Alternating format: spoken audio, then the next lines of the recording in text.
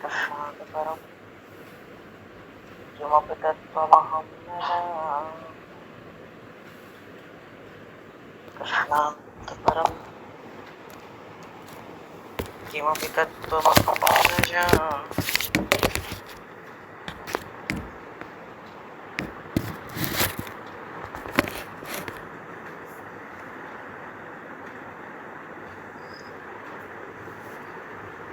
पूर्व प्रसंग में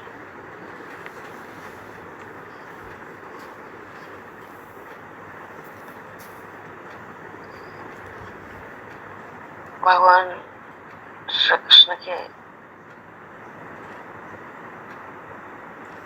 अनुरोध से शुद्धो जी महाराज ब्रज में आ गए हैं और उद्धव जी महाराज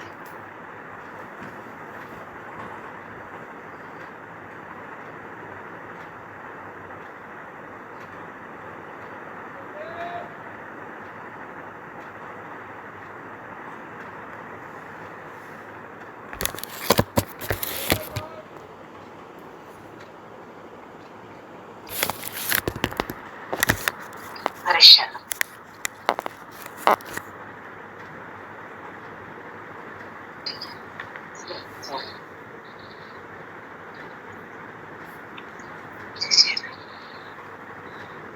पूर्व प्रसंग में से उद्धव जी महाराज ब्रज में आए और उस जल स्रोत का पकड़कर उद्धव जी महाराज नंद भवन में पहुंचे।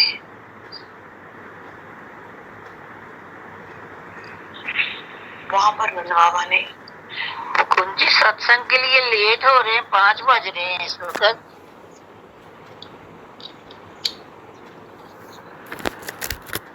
उद्धव जी महाराज का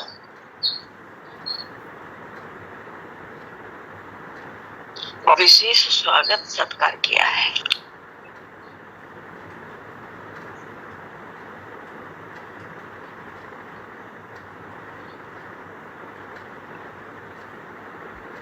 और नंद भवन की जो दशा है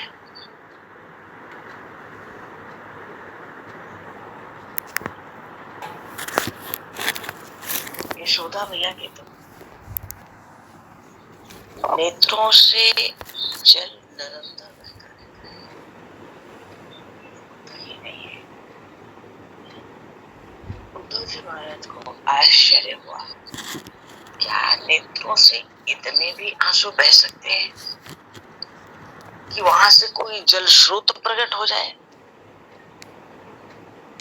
पर वहां पहुंचकर नंद भवन में उद्धव जी को इसका प्रत्यक्ष अनुभव हुआ।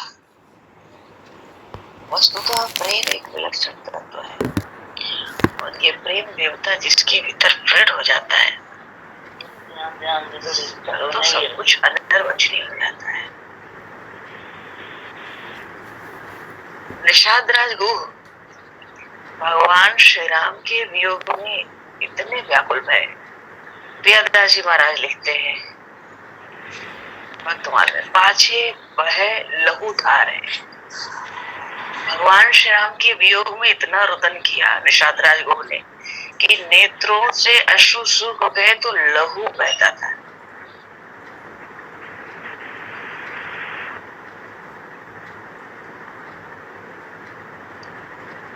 ऐसे ही सौराष्ट्र में प्रेम भिक्षु जी महाराज थे, बड़े नाम निष्ठ संत।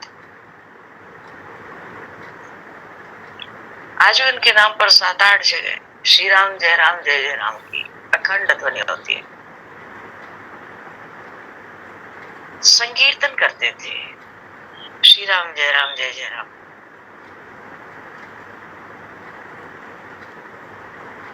18 करोड़ मंत्र नाम उन्होंने लिखे, 13 करोड़ नाम जपे।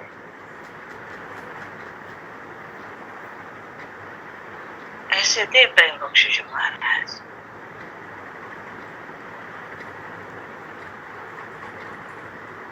कंचन कामनी का तो उनको कभी स्पर्श नहीं था। एक मठ नहीं, एक शिष्य नहीं, एक फूटी कौड़ी नहीं, भगवत प्रेम महाराज वहां प्रकट हुए। जब वो नाम संकीर्तन लग जाते करने, जो प्रत्यक्ष दर्शन होते थे ना वहां संकीर्तन, घर करते, नृत्य करते, ऐसा लगता है मानो कि हर कोई यही कहता है कि शरीर में पूरे संपूर्ण शरीर में इतना जल नहीं हो सकता जितना अश्रु प्रवाह हो रहा है। मत तो हो के श्री राम जय राम जय जय राम का कीर्तन करते, और पसीना इतना आता उनको कीर्तन में, निचोड़ दो तो बाल्टी भर जाए। द्वारिका में उन्होंने नाम संकीर्तन की साधना की, अखंड श्री राम जय राम जय जय राम। आज भी द्वारिकाधीश भगवान को रात्रि में कीर्तन 20 मिनट सुनाकर तब शयन कराया जाता है। वल्लभ कुल वाले है ना वहाँ द्वारिका में, वो अपने को बहुत अनन्य मानते हैं, तो वो कहते थे कि भाई ये मंत्र नहीं होगा, ये कीर्तन नहीं होगा श्री राम जय राम जय जय।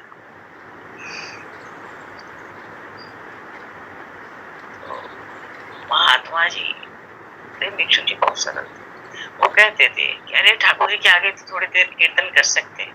अब वहां द्वारिकाधीश महाराज का स्वरूप ये श्री राम जय जय राम का कीर्तन करे।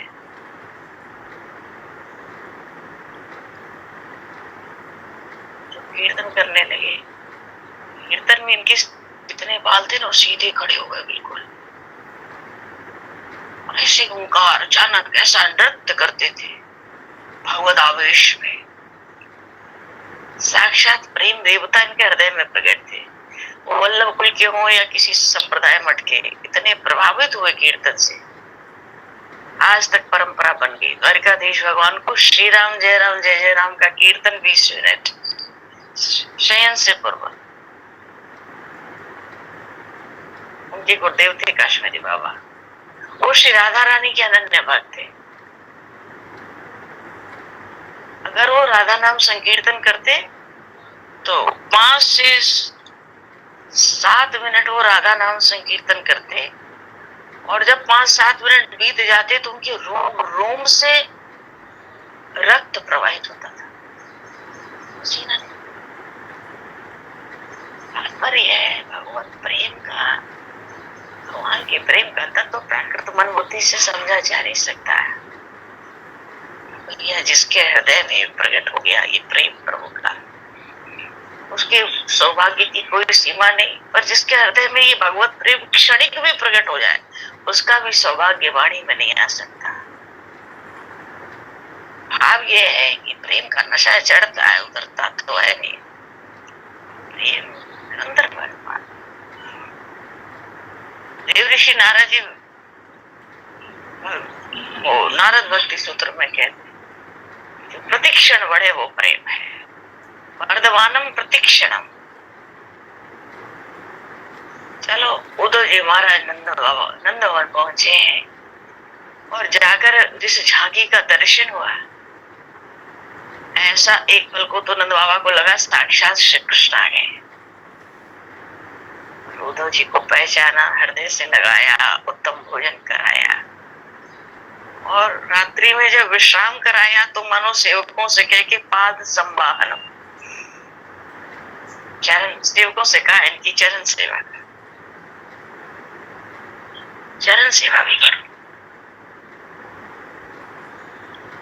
विश्राम मिलेगा। और फिर सब इकट्ठे हो गए रंगभवन में। उद्धव जी भी पलंग पर बैठे, बड़े भाई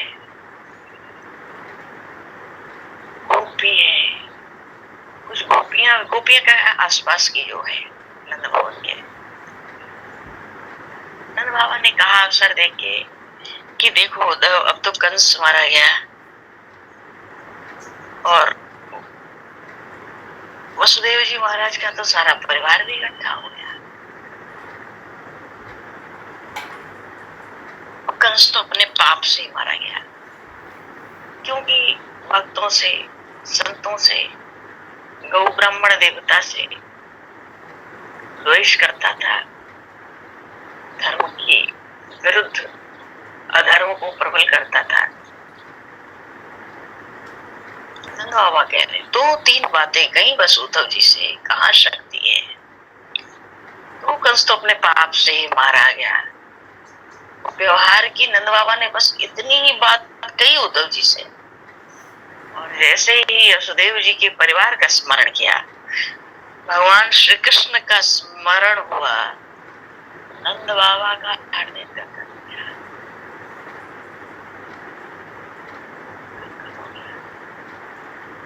बहुपान ब्रजम जातवनम,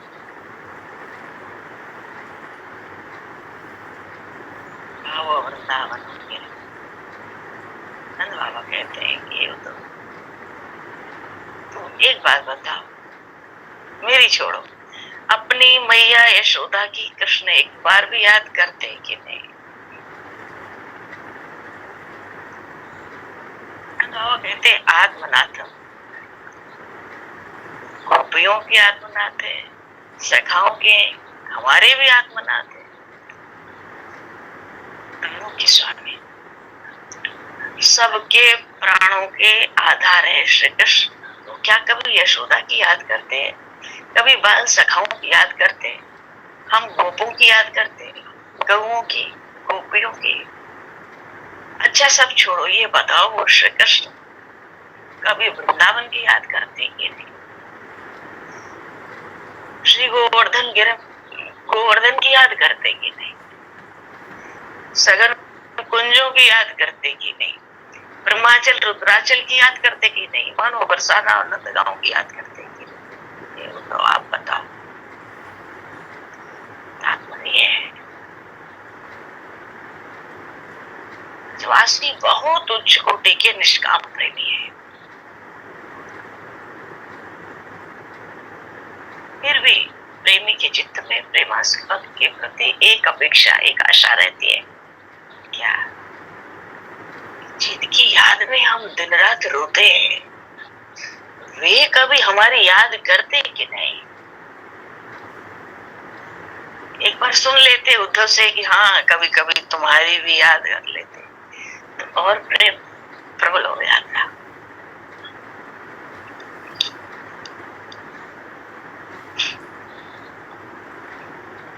श्री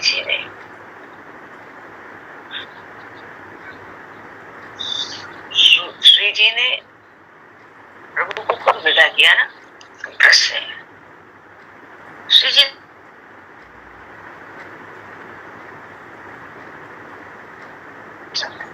अगर आपकी प्रसन्नता मथुरा जाने में तो हम प्रसन्न थे, पर वही है श्री जी ने एक प्रसंग में कहा, कार्य पूतो त्याग दियो, पर कार्य की कथा नहीं त्यागी जाती, उसकी लीला चरित्र नहीं त्यागे जाते, कार्य पूतो त्याग दियो। तो ये जब नाम नहीं छोड़ा, कथा नहीं छोड़ी, तो फिर उस कार्य को क्या छोड़ा। तो गोपियां तो यही कहती हैं कि भाई नाम कथा न हो तो हम जी नहीं सकते। ऐसा लगता है मानो अभी प्राण निकले, अभी। जिसके पास भगवान की कथा है, उस कथा के चिंतन के माध्यम से भगवान निरंतर उस जीव के साथ रहते हैं। गोपियां कहती थी कार्य को तो छोड़ दियो, पर कार्य की कथा नाम ही नहीं छोड़ सके। क्यों? उसके नाम, उसकी कथा, उसकी चर्चा, उसका चिंतन हमारा जीवन है।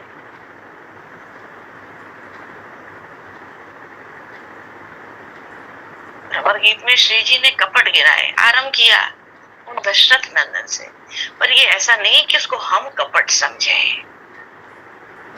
ये तो प्रेम की कौन सी ऊंची अवस्था है। हम लोग की बुद्धि मन लेश भी थोड़ा भी उधर जा नहीं सकते। भ्रमर गीत का प्रसंग यही है। रात्रि ही तो बीतेगी नंदगांव में, नंदमहल में, फिर तो जमुना जी स्नान करते ही गोपियों से ही भेंट होनी है।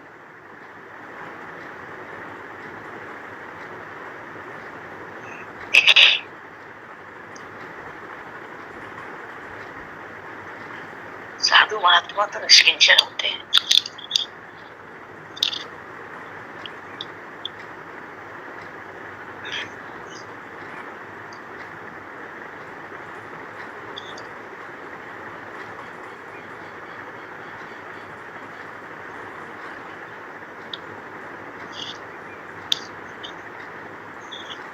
बार साधु के साथ बरसाने के साथ कुछ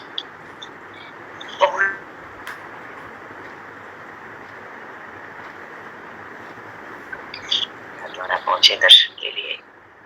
वहां तो श्रीनाथ जी में जो मिलता है सब प्रसाद के माध्यम से मिलता है, और कुछ भेंट चढ़ाओ तो प्रसाद मिलता है, ज्यादा पुरानी बात नहीं है।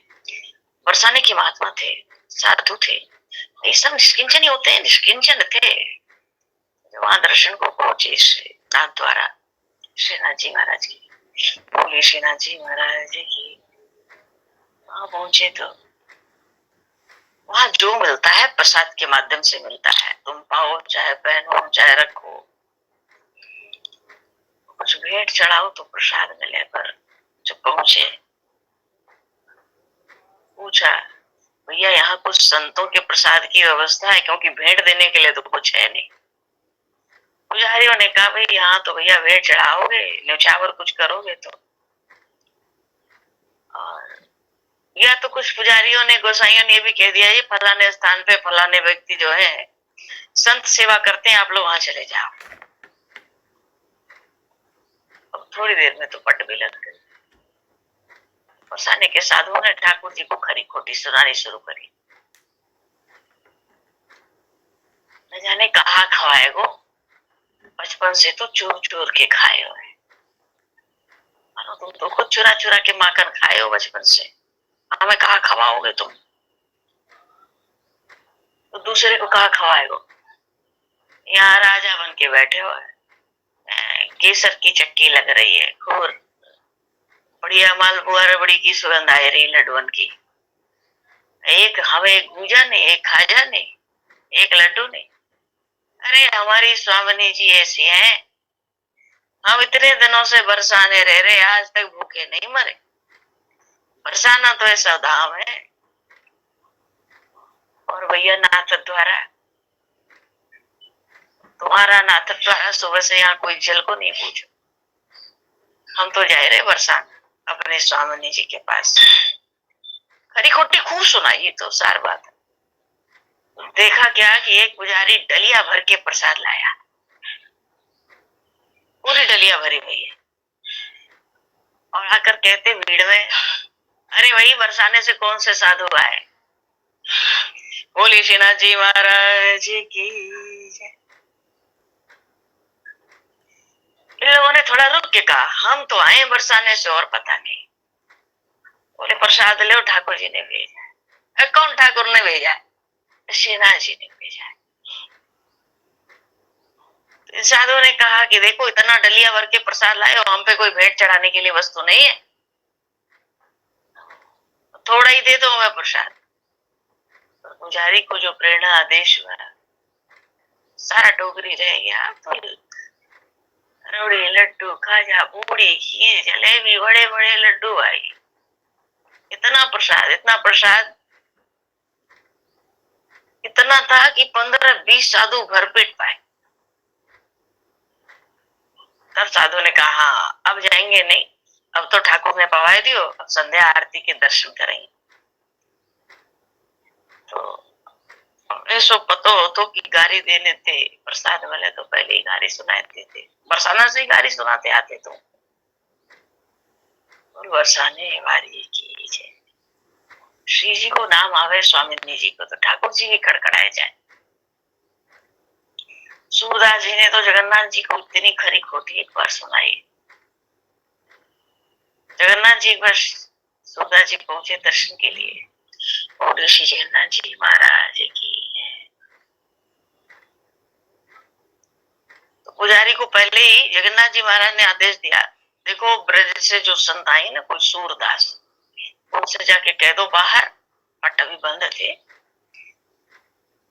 मंदिर का मुख्य द्वार बंद था, उनसे कह दो उनको दर्शन नहीं होंगे। अरे ब्रज से कोई सूरदास आए, सूरदास जी महाराज तो थे इधर उधर देखे, कोई बोल नहीं रहा था। सूरदास जी महाराज ने कहा, एक हम तो आए हैं, दूसरे का पता नहीं। पुजारी ने कहा, तुमको दर्शन नहीं होगा।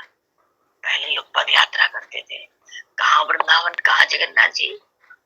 सूरदास जी ने कहा, क्यों दर्शन नहीं होगा?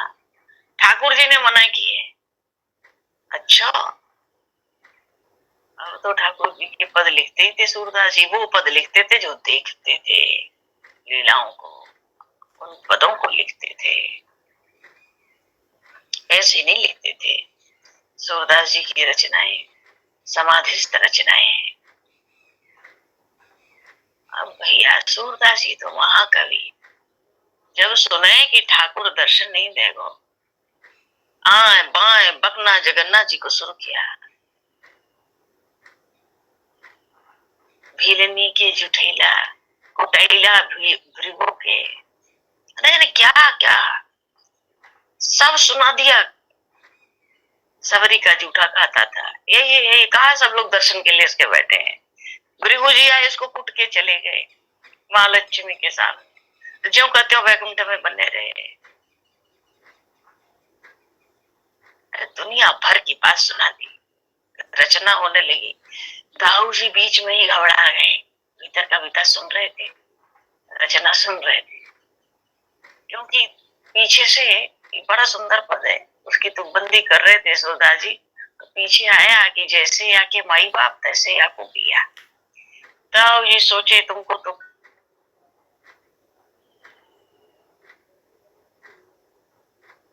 भी लपेट लियो यानी।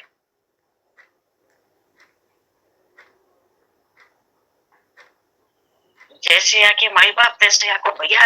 दाऊ जी को गोसाई से बोले जल्दी भीतर बुलाओ, बुलाओ उसको। सूरदास सूरदास जी महाराज आए, ठाकुर जी के दर्शन करके गए। बोले श्री सूरदास जी महाराज जी की। कहने का भाव यह है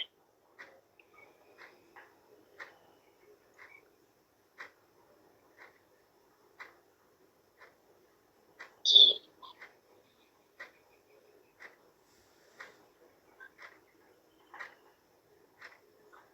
सूरदास जी महाराज उद्धव जी महाराज ब्रज में आए और नंद भवन में रात्रि व्यतीत है रही है।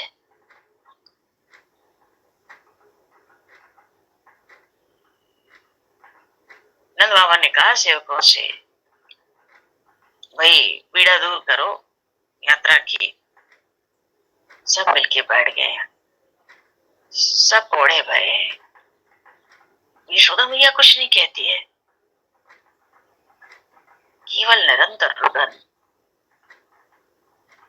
व्यवहार का बस एक ही दो बात कहे कि अब तो वसुदेव जी का परिवार हो गया, वो प्रसन्न होंगे। कंस मारा गया, और कंस तो अपने पाप से ही मारा गया। सबसे द्वेष करता था ना संतों परम भक्तों से, और व्यवहार की कोई बात नंद बाबा ने नहीं की। प्रभु का स्मरण हो गया।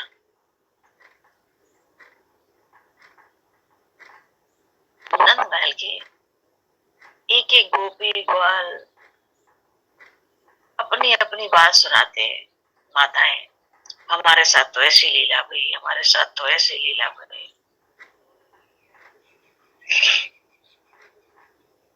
यशोदा मैया की जो हालत है वो देखने योग्य नहीं है, मानो सन्मुख होने योग्य नहीं है। आज भी कोई पुत्र माँ का गर्दन भी काट ले तो हृदय से वो श्राप नहीं देती। तो सामान्य संसार की माताएं ऐसी प्रीति होती है, ऐसा वात्सल्य होता है पुत्र में, तो साक्षात जो वात्सल्य गुण के समुद्र भगवान श्री कृष्ण है, उनकी मैया होने का गौरव जिन यशोदा मैया को प्राप्त हुआ, जिनके अंक में खेले, और माता के हृदय में कितना प्रेम होगा उन परमात्मा के लिए, उन अपने नीलमणि के लिए। उसको किस वाणी में यशोदा वर्ण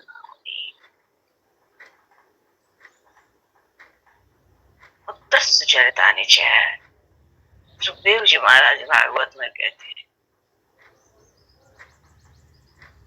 स्नेह स्तिक पयोधरा। बाल कृष्ण के चरित्र सुनकर, उनका नाम सुनकर, उनकी चर्चा स्मरण होते ही आंसुओं की वो धार चलती है, मानो उसमें भी लगता था मानो प्राण अब निकल नहीं जाते। ऐसा अनुभव होता जब चर्चा होती उन नीलमणि की, तो मैया को लगता मेरे अंक में ही पड़े हुए हैं, गोद में ही पड़े हैं।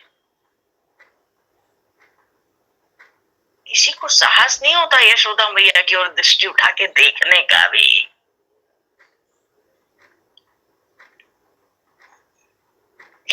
और आज तो श्री कृष्ण की नंद भवन में चर्चा हो रही है, उद्धव जी आए हैं, सबका उत्साह भी बढ़ा है। सब ऐसा लगता था यशोदा मैया तो रोते रोते मरणासन होने लगती थी, उनको चेतना दिलाई जाती थी, सावधान किया जाता था, सब व्याकुल हो जाते थे। नंद बाबा यशोदा मैया के तो जो दुख का, दारुण दुख का पहाड़ गिरा है, उसको वाणी में कहा ही नहीं जा सकता। और वहां जितने गोपी बैठे हैं वो सब उद्धव जी को सुनाते हैं, हमारे संग ऐसी लीला भाई, हमारे संग ऐसी लीला भाई, हमारे साथ करेंगे या नहीं, ये क्या है। उद्धव जी तो दिल कैसा है भाई, निर्वाण मोह, कोई ममता मोह थोड़ी है उनके हृदय में, वो तो क्या नहीं भगत। पर आज उद्धव जी के नेत्रों से कब जलधारा बहने लगी उनको पता ही नहीं पड़ी। ज्ञान से आज अपनी ममता मोह पर विजय नहीं पा पाए, उनके नेत्रों से ब्रजवासियों के प्रेम को देखकर जल बहने लगा।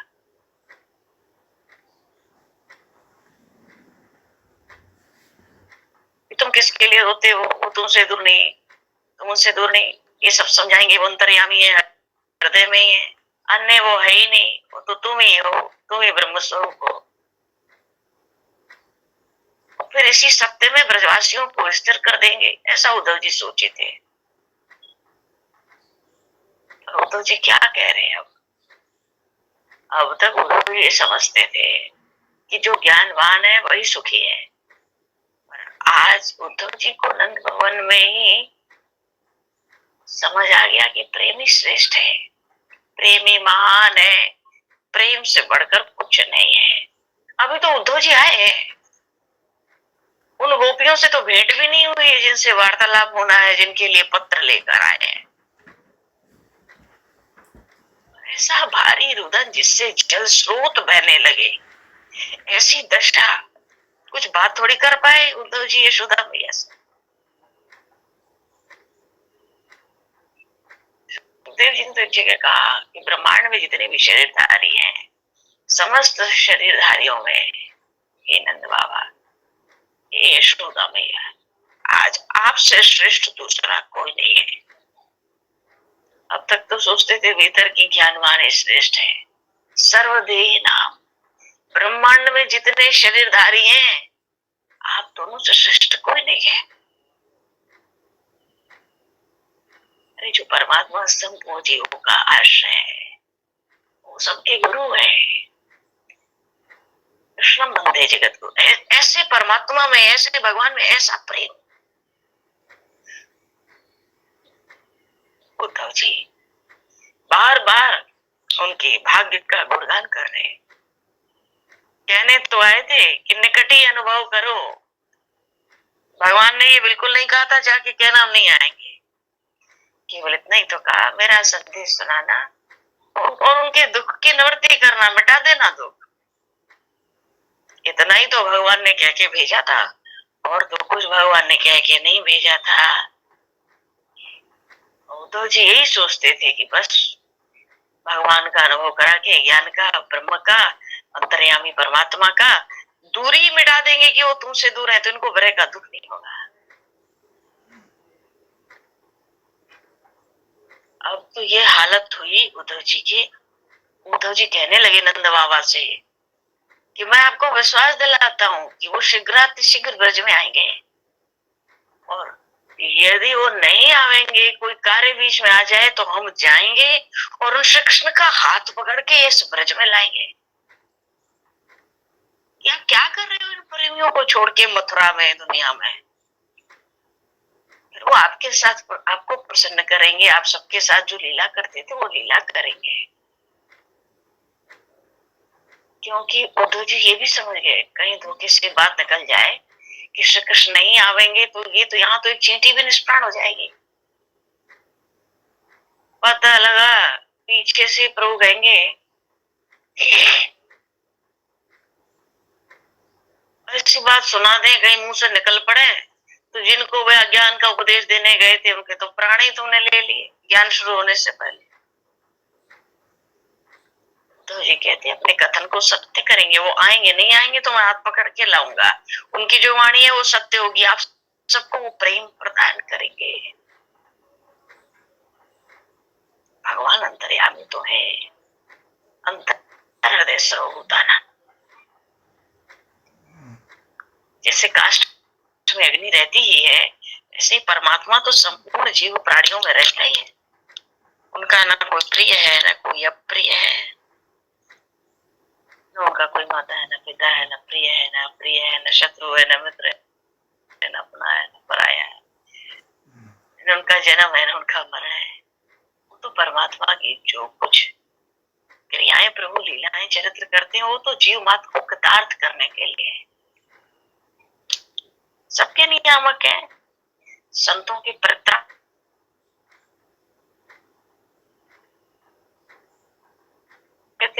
प्रत्राणाम साधुना। तो कुछ ज्ञान की भी बात की उद्धव जी ने रात्रि में नंद भवन में, पर ब्रजवासी तो श्री कृष्ण प्रेम में ऐसे डूबे हैं कि उद्धव जी क्या कह रहे हैं उनको समझ थोड़ी आ रही है। वो तो ब्रजवासी ने नंद भवन में जब सुना कि श्री कृष्ण आवेंगे और देर करेंगे तो उद्धव हाथ पकड़ के लावेंगे और वो हमें आकर अपने प्रेम का दान करेंगे, ब्रजवासी तो इसी में डूब गए। उद्धव जी क्या कहते हैं सुनते थोड़ी है ब्रजवासी।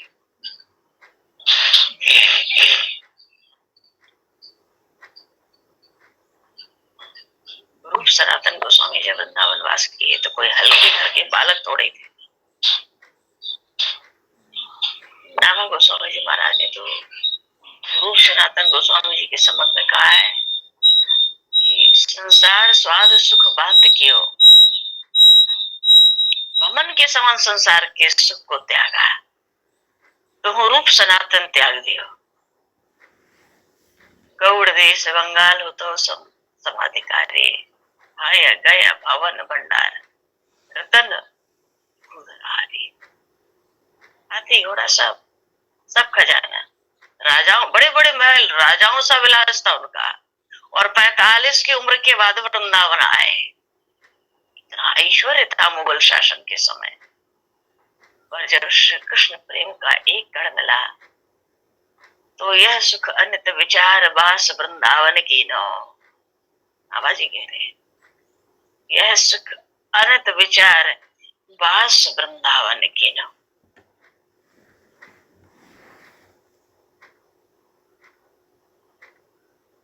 कुंज और क्या लिखते हैं, कुंज करवा मन दे सर्वस्व।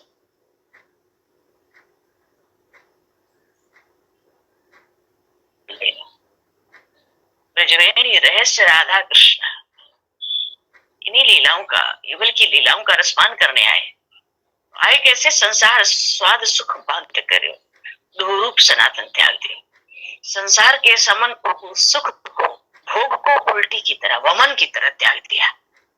कोई वमन करे तो उलट के देख नहीं सकता।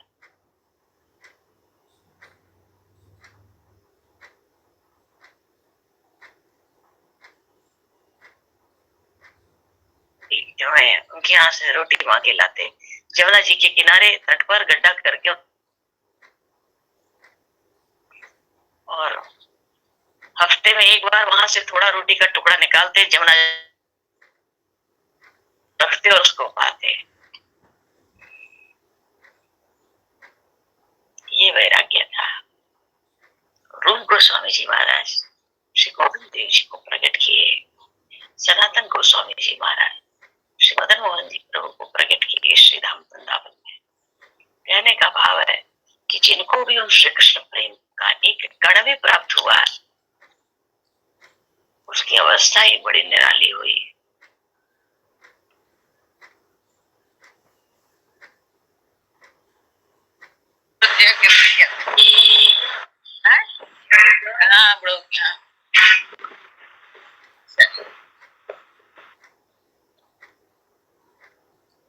बड़ा वैराग्य।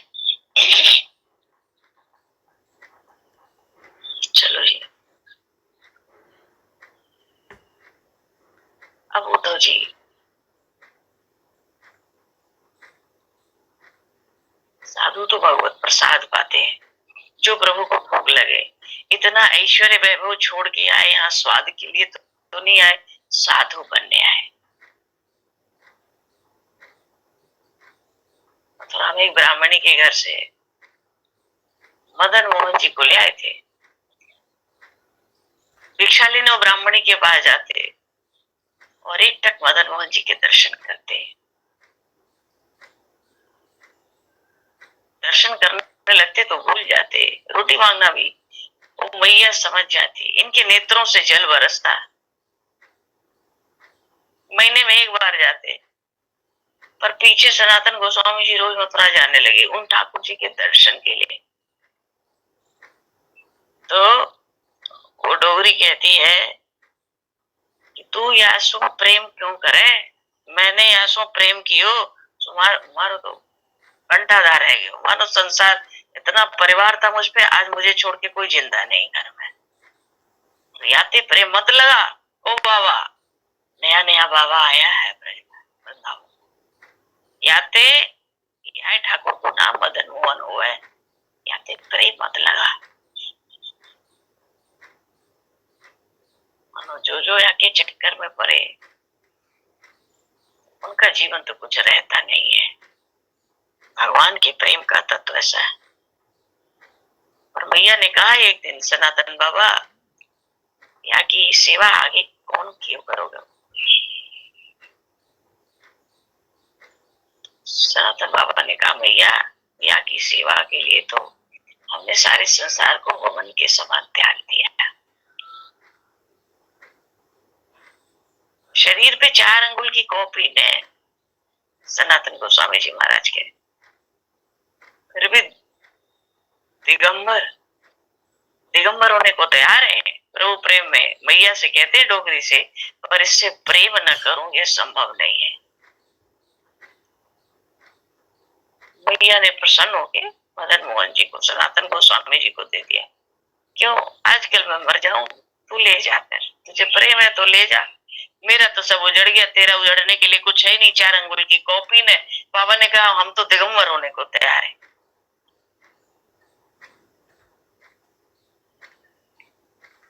तो मदन मोहन जी को भोग लगे थे तो सूखी बाटी बनाते थे, आटा मांग ले आते, जौना जल में मिला के सूखी बाटी लगाते, भोग लगा के पाते।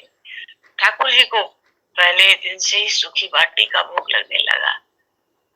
तो बाबा ने मदन मोहन जी से कहा, बाबा नेकी हमें राम रस तो मिल दियो कर। बाबा ने सोचा, सनातन बाबा ने, चलो राम रस ही तो मांग रहे हैं, नमक ठीक है, किसी घर से नमक भी ला देंगे। अब जब राम रस मिला तो कहते हैं स्वाद तो नेक बढ़े हुए है जब ते राम रस मिलाए हो, पर क्या है खाने में ना अंदर जाके अटक जावे। नेकिया में घी लगाए दे तो फिर बढ़िया से अटक जाऊं। ठाकुर जी बोले, सनातन गोस्वामी जी ने कहा खबरदार, अब पहले राम रस चाहिए तो अब घी चाहिए, अब कहोगे मलाई लाओ। तुम बहुत चटोर ठाकुर हो, अब तुम्हारी चटोराई में पूरी करूं, व्यवस्था करूं कि भजन करूं? तो प्रभु आपको अगर माया बटोरनी है ना स्वाद की, कोई और चेला खोजे।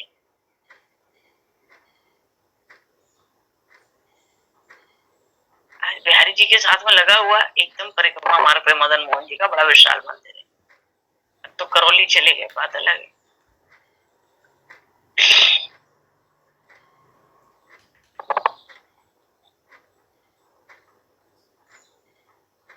भजन, भगवत प्रेम,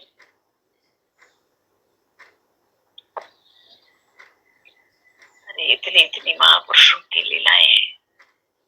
भगवत प्रेम का क्षणिक ही दर्शन कराने वाली, क्षणिक ही सही।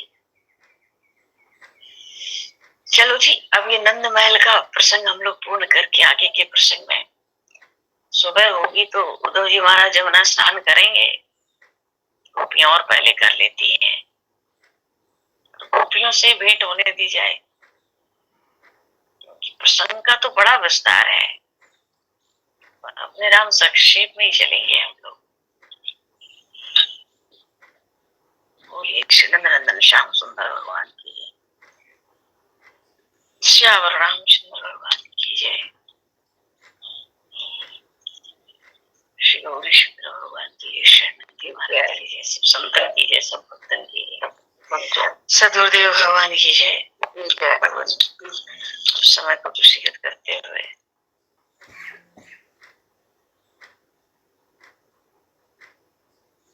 पर वाणी को राम वाक्य पुष्पांजलि प्रभु के श्री चरणों में सादर समर्पित। आप सभी को भी यथा योग्य है। जय सिया राम, जय जय श्री राम, जय सिया राम, जय राधे, जय सिया राधे राधे, जय श्री राम, जय श्री राम, जय श्री राम, जय श्री राधे। हरि चरण प्रणाम है।